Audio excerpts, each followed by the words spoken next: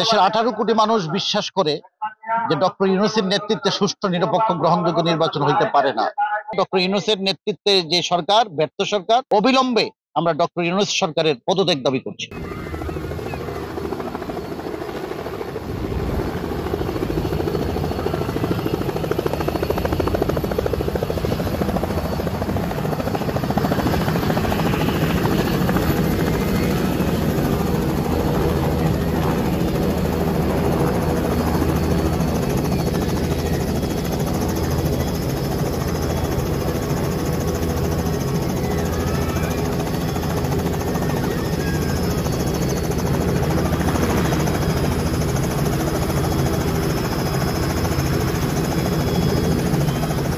সরকারের দৃশ্যমান কোনো উদ্যোগ আমরা দেখি নাই।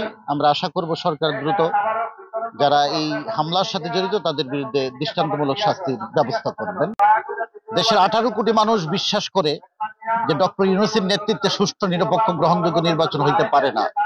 সুতরাং আমরা একটি দেশপ্রেমিক সেনাবাহিনীর নেতৃত্বে একটি জাতীয় সরকার প্রত্যাশা করি, যে সরকার একটি গ্রহণযোগ্য গণতান্ত্রিক সকল দলের অংশগ্রহণে একটি সুষ্ঠু নিরপেক্ষ নির্বাচনের ব্যবস্থা করবেন, সেই প্রত্যাশা আমরা মনে করি না যে ডক্টর ইউনূসের নেতৃত্বে কোনো সুষ্ঠু নিরপেক্ষ নির্বাচন হইতে পারে। সুতরাং আমরা তার অবিলম্বে পদত্যাগ দাবি করি এবং তিনি যেন স্বেচ্ছায় পদত্যাগ করে দেশের গণতান্ত্রিক ধারাবাহিকতা অব্যাহত রাখার তিনি পদক্ষেপ গ্রহণ করবেন বলে আমি বিশ্বাস করি।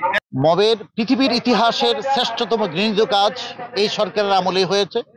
আদম আলাইহিস সালাম থেকে শুরু করে এই পর্যন্ত এই ধরনের কোনো ঘটনা পৃথিবীতে সৃষ্টির পরে আমরা দেখি নাই, শুনিও নাই, ইতিহাসেও নাই। এটা ডক্টর ইউনূসের নেতৃত্বে যে সরকার ব্যর্থ সরকার, তাদের নেতৃত্বে কবর থেকে লাশ পুড়িয়ে দেওয়ার দৃষ্টান্ত আমরা দেখেছি। সুতরাং অবিলম্বে আমরা ডক্টর ইউনূস সরকারের পদত্যাগ দাবি করছি।